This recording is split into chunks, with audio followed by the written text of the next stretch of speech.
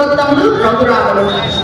కరదూషణాలందరినీ సంహరించి ఆ దానవులంతా దిగ్గుసుతులు కదా, వాళ్ళందరికీ ఒక బడబానలాగా కనిపించిన రాముడు శబరి గుహుడు లాంటి అలాంటి వాళ్ళతో పాదార్చన చేసుకున్న ఒక పాదాంబుర వృక్షం లాంటి వాడు. అలాగే వారిని సంహరించి ఆంజనేయుడు లాంటి కపివరులతో సేవను అందుకున్నవాడు. ఇంద్రుడు బ్రహ్మాది సురవరులందరితో ఆయన పూజలు అందుకున్నవాడు. వారిజ రోజులు అంటే కలువు లాంటి కళ్ళు కలవాడు. దశకంఠుల్ని మర్దించినవాడు, దానవుల్ని సంహరించినవాడు, భువనాన్ని రక్షించినవాడు, సీత ఈ భర్త శీఘ్రంగా వరాలు ఇచ్చేవాడు, సర్వ జగన్ముఖుడు రాముడు. బంగారు ఆభరణాన్ని ధరించిన విగ్రహం గలవాడు.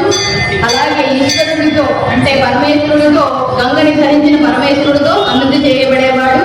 అలాంటి వాడు ఈ రాత్రి భారతీ తీర్థ స్వామి.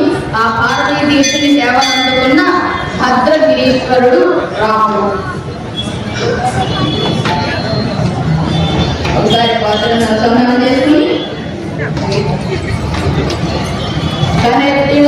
பெருமை கன்றுக்கிறங்கி நினத்தோலை வையே நின்றுவாஞ்சோர நனத்தெல்லந்தேரா கொன்ன செல்வன் தங்காய் பனித்தலவிய நின்பாதல் களைப்பத்தி தினத்தினால் தென்னிலங்கோ ஆனை செத்த மனத்துக்கினி யானை பாடும் நீவாய் திறவாய் இனித்தானே திராய் இதென்ன பேருறக்கம் அனைத்தெல்லத்தாறு மறிந்தேலோ எம்பாவாய் ஆண்டாள் திருச்சிபடிகளேசரம் तोचिष्टमालिका बंध गंध बंधुर जिष्णवे विश्वचित्ततनुजाये गोदाये नित्य मंगलम मातृशा किंचन त्राण बद्ध कंकण बाणये विश्वचित्ततनुजाये गोदाये नित्य मंगलम श्रीमत्ते विश्वचित्तार्य मनोनंदन हेतवे नंदनंदन सुंदर्ये गोदाये नित्य मंगलम तत्पटे पूर्व पल्गुण्या सुदतीकानोद्भवा पाण्ये विश्वं परां गोदां वन्दे श्रीरङ्गनायकी अस्तु गोपालबालाय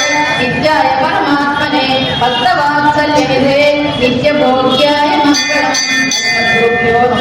आண்டாள்